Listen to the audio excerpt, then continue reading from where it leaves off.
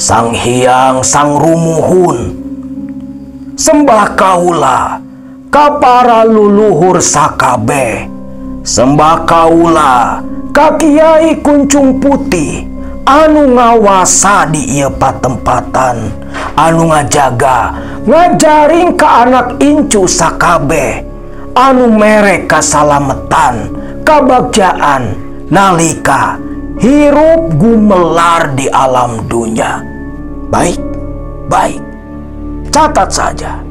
Jangan nyalahin Mamang kalau terjadi sesuatu nanti. Lukman, Jaro, kita kembali. Biarkan mereka dengan ajarannya. Ucap Darjo, yang tanpa bersalaman, tanpa mengucapkan salam lagi, berbalik pergi diikuti oleh para pengikutnya, oleh rombongannya.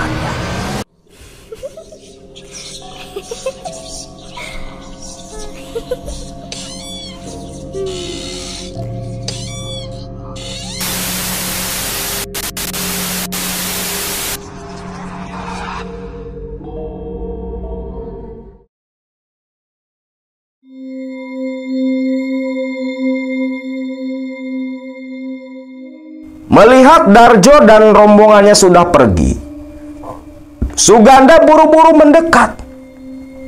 Jang, apa nggak kenapa-napa?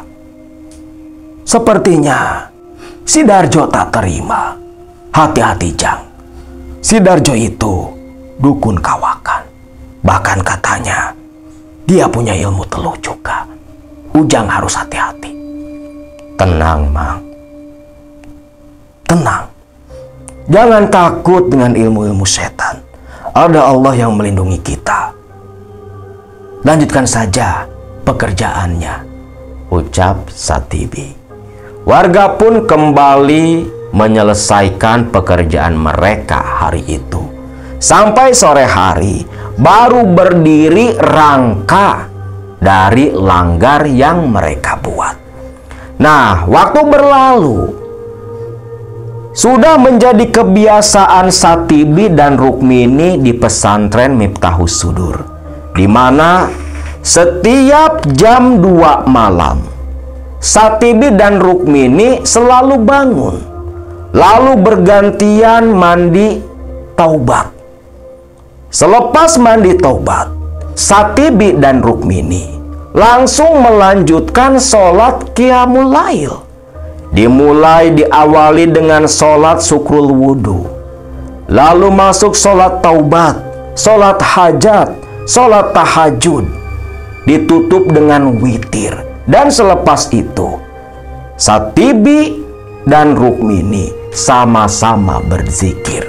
Nah, di momen ketika Satibi dan Rukmini sedang berzikir, tiba-tiba Satibi dan Rukmini mencium aroma busuk bercampur amis, menyengat, menyeruak di dalam rumah mereka. Bahkan Rukmini di belakang, saking tak kuatnya mencium bau amis dan bau bangkai, bau busuk, itu lagi zikir sampai mual-mual. Sedangkan Satibi malah memperkencang suara bacaan zikirnya. Satibi paham ada sesuatu yang datang ke rumah mereka. Satibi tak gentar. Dia terus melanjutkan zikir yang diajarkan Mama Tajwini di pesantren. Sampai akhirnya bau bangkai yang semakin menyengat itu perlahan mulai menjauh, menghilang dari dalam kamar. Namun malah terjadi hal yang lebih aneh, yang dimana tiba-tiba dari arah dapur terdengar bunyi ledakan yang begitu kencang. Sontak hal itu membuat Rukmini kaget. Satibi pun langsung mengakhiri zikir dan berdoa bersama-sama. Lantas selepas berdoa, Rukmini bertanya, "Akang, itu yang tadi apa, Kang?" "Shh, Tak salah lagi, Neng. Ada yang mengirim sesuatu ke kediaman kita. Lantas, suara yang meledak di dapur itu apa, Kang? Kita lihat sama-sama. Kita lihat sama-sama.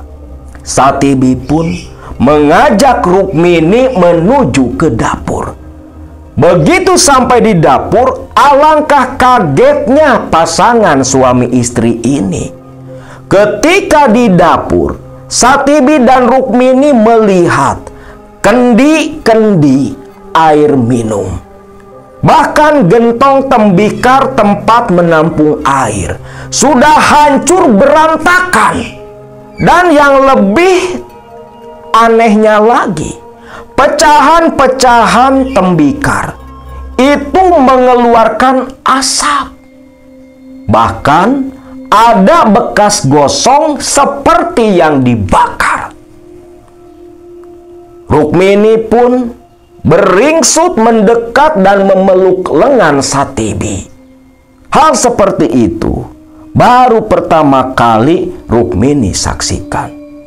Astagfirullahaladzim. Tak salah lagi.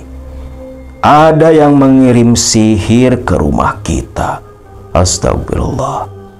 Lantas, apa yang mesti kita lakukan, Kang? Tenang saja. Tenang. Jangan panik. Ambilkan garam. Garam? Iya, garam kasar. Baik, Kang, ucap Rukmini. Lantas Rukmini menuju ke tempat penyimpanan bumbu. Dia ambil sebungkus garam kasar, dia sodorkan kepada Satibi. Lalu Satibi membuka bungkusan garam. Dia pun duduk bersila di lantai kayu papan, menghadap ke arah dapur yang berantakan.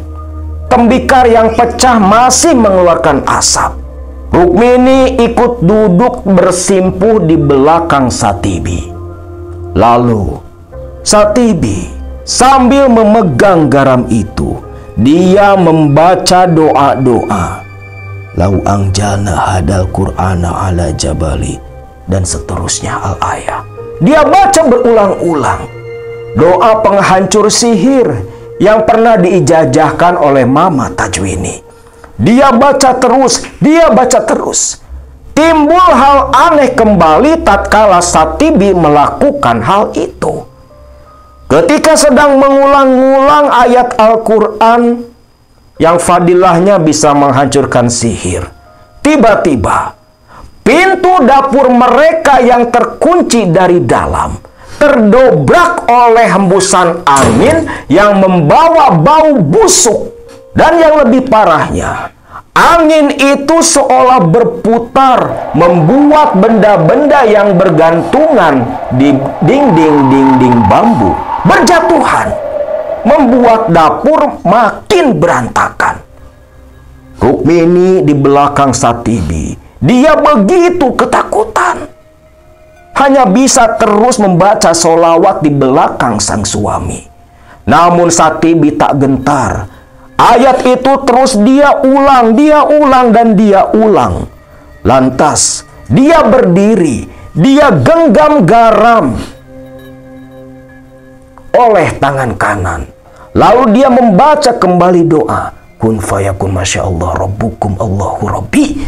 Dilempar garam itu tepat menyebar ke area dapur.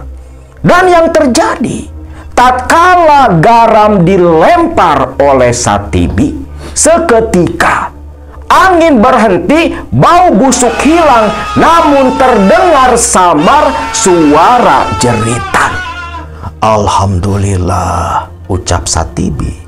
Namun baru saja mengucapkan kalimat hamdalah, terdengar suara ribut tak jauh dari rumah. Puh! Tercekat Satibi dan Rukmini. Rukmini sudah pucat pasi, ketakutan dia. Kang, tadi apa itu, Kang? Entahlah. Kita keluar, kita lihat. Arahnya seperti dari langgar, ucap Satibi. Satibi dan Rukmini pun keluar dari rumah mereka. Dan ketika berjalan ke arah rangka kayu langgar yang baru didirikan tadi sore, Satibi hanya bisa beristighfar sambil terus mengusap dada. Yang terjadi, rangka-rangka kayu yang sudah berdiri kokoh sudah hancur dalam sekejap. Kayu-kayu berserakan. Astagfirullahaladzim, astagfirullahaladzim. Ternyata ini tujuannya. Tak salah lagi. Ini ulah mereka. Siapa, Kang? Tanya Rukmini. Siapa lagi kalau bukan Darjo dan kelompoknya? Tapi biarkan saja. Yang penting kita berdua masih Allah lindungi. Sekarang masuk saja. Biar besok kita betulkan lagi, ucap Satibi. Pagi harinya, Mang Suganda dan Rohman pagi-pagi sekali sudah datang ke rumah Satibi. Yang kebetulan Satibi sedang berdiri menatap kerangka kayu yang sudah berantakan hancur. Loh, Jang, ini ada apa? Kenapa rangka kayu berantakan kayak gini, Jang? Ternyata, Mang, Darjo semalam mengirim sihir dengan jin suruhannya. Bukan hanya rangka kayu langgar yang hancur, perabotan di dapur pun hancur semua. Astagfirullahaladzim. Tapi Ujang sama si Neng Rukmini gak kenapa-napa. Alhamdulillah, Mang. Alhamdulillah. Kami berdua masih selamat. Syukurlah, Jang. Lantas, apa yang harus kita lakukan, Jang? Ya, kita bangun ulang, Mang. Insya Allah gak akan ada halangan, ucap Satibi sambil tersenyum. Suganda pun hanya mengangguk saja. Lantas Rukmini datang membawa cemilan ubi rebus waktu itu dengan 3 cangkir kopi. Disodorkan ke sang suami dan Suganda beserta Rohman. Di tengah mereka bertiga sedang bercengkrama sambil menunggu penduduk kampung yang lain. Tiba-tiba ada orang yang berlari. Loh, itu siapa, Mang? Mana? Oh, si Rohmat itu mah. Ada apa tuh si Rohmat? Lari-lari kayak orang ketakutan. Penasaran Satibi juga. Setelah Rohmat tiba, Assalamualaikum, Ujang, Akang. Ada apa, Mat? Tanya Satibi. Kang, tadi tak sengaja sebelum ke sini saya lewat depan rumahnya si Mbah Darjo. Mbah Darjo? Terus? Kang, si Mbah Darjo lagi ngamuk-ngamuk, teriak-teriak kesakitan, Kang. Bahkan anak buahnya si Lukman sama si Jaro ada di situ juga.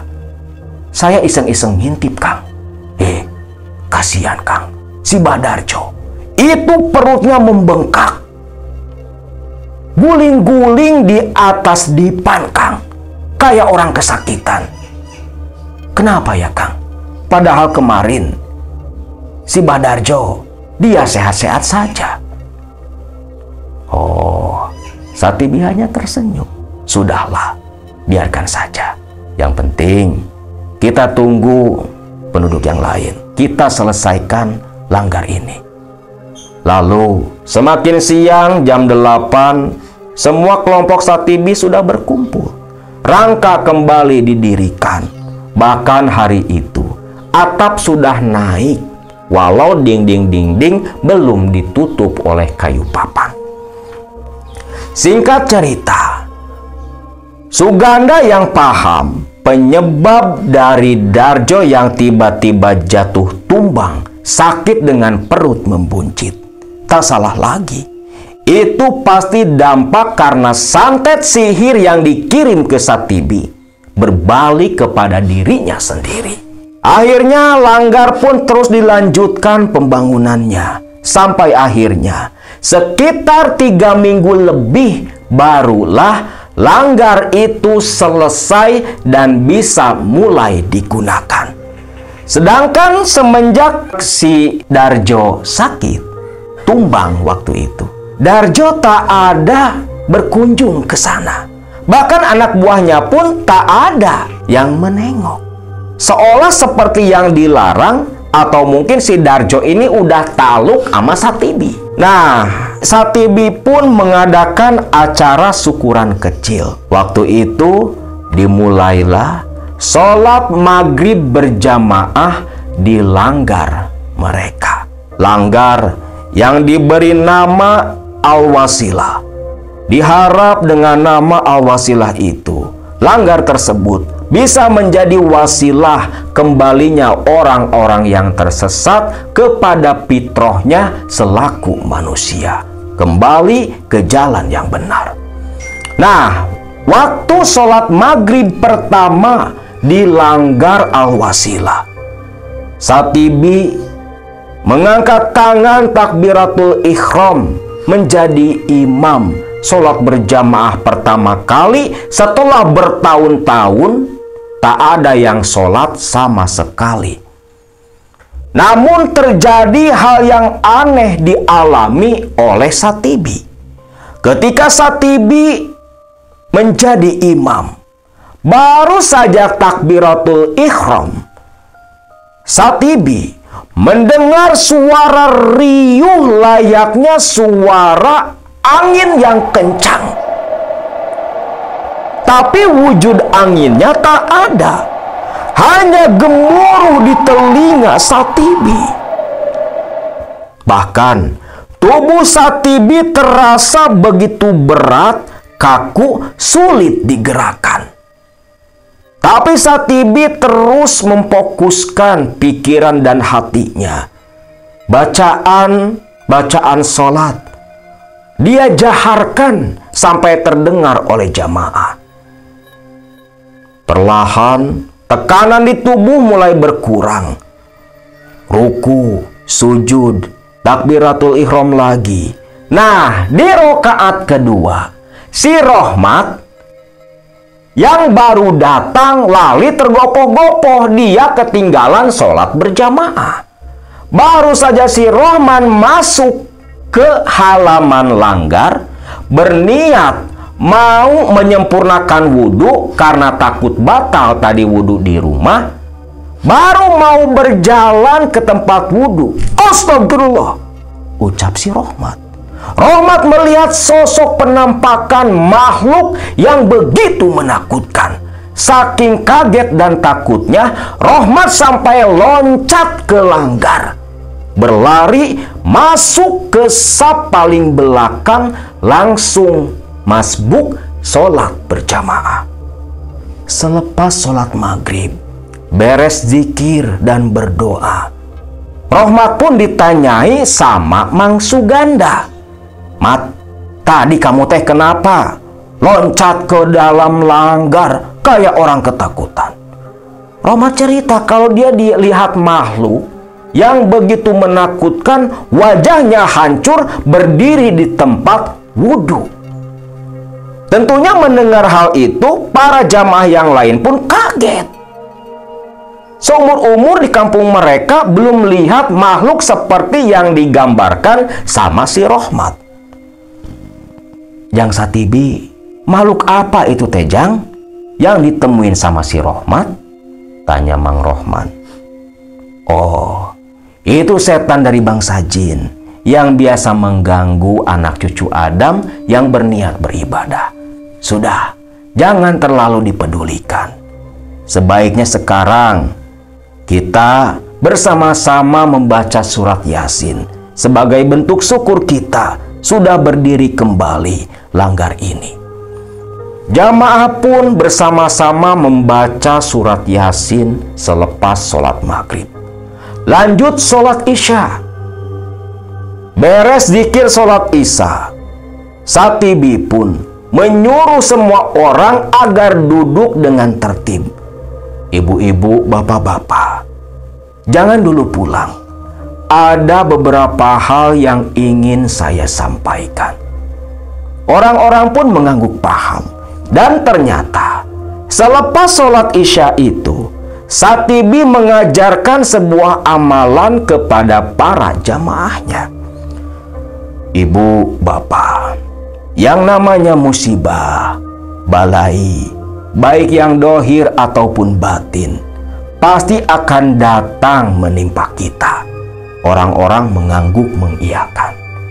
Oleh karena hal itu, dulu di pesantren, Mama Tajwini mengajarkan sebuah amalan yang disebut sholat sunnah lidaf'il bala. Jumlahnya hanya 2 rakaat saja. Diamalkan setiap selepas sholat ba'diyah Isya. Selepas baca surat Al-Fatihah dalam tiap rakaat, baca ayat kursi 1 kali, Al-Ikhlas, Al-Falaq, An-Nas, masing-masing 1 kali. Dan selepas itu, bacalah doa yang nanti akan saya ajarkan. Ucap Satibi. Satibi paham betul. Dia takut kalau salah satu jamaahnya ada yang menjadi target sasaran kelompoknya Darjo. Makanya Satibi mengajarkan amalan itu untuk memprotek dan melindungi mereka dari serangan sihir, yang dohir ataupun yang batin. Selepas mengajarkan hal itu sampai menunjukkan praktiknya seperti apa, jamaah pun bubar, pulang kembali ke rumah mereka masing-masing.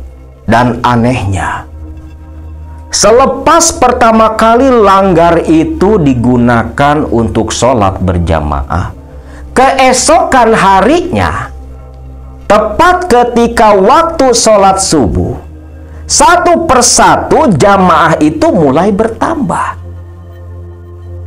Orang-orang mungkin memperhatikan, mungkin ada yang tersentuh, terketuk hatinya, mendapatkan hidayah ketika malam hari mendengar lantunan azan, mendengar lantunan ayat suci Al-Quran dari langgar.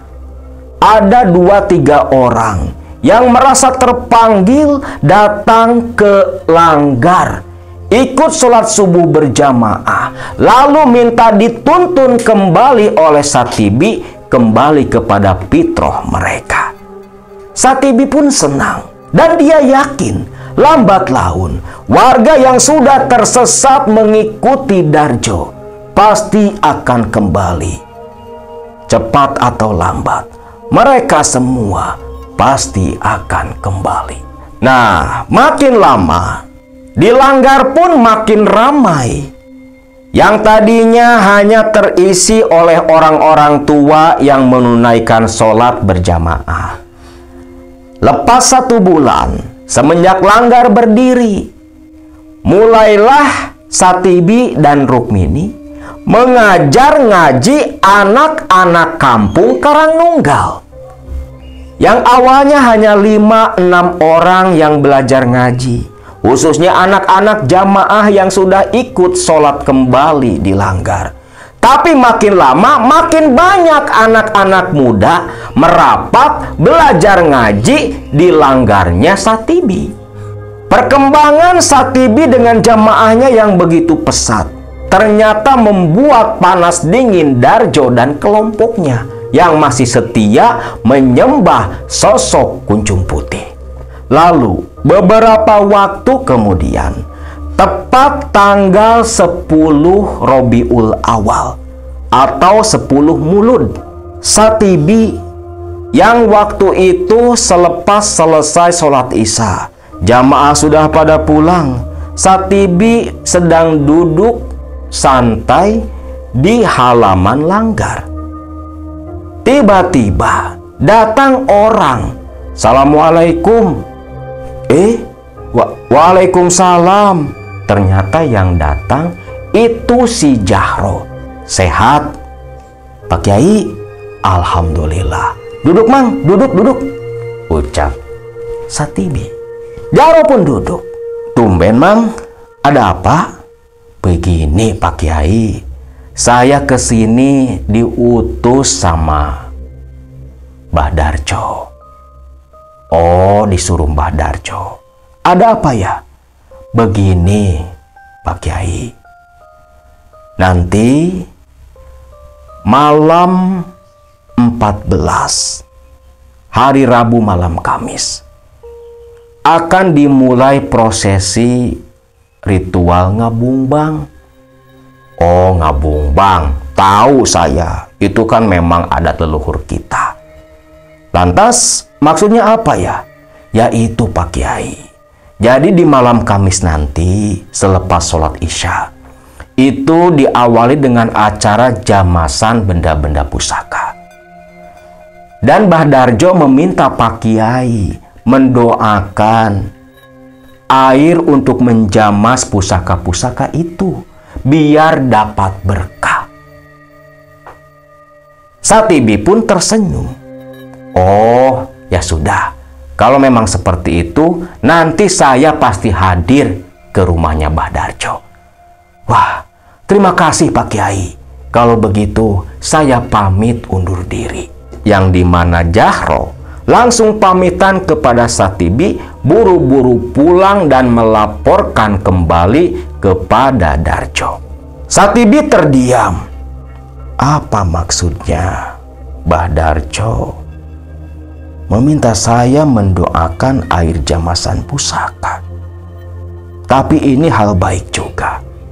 Satibi teringat dengan metode dakwahnya Sunan Kalijaga yang begitu mudah diterima karena memilah milih adat budaya di suatu tempat yang sekiranya tidak bertentangan dengan syariat dibiarkan dan dibumbui dengan ajaran-ajaran Islam agar terarah dan kembali ke jalan taat.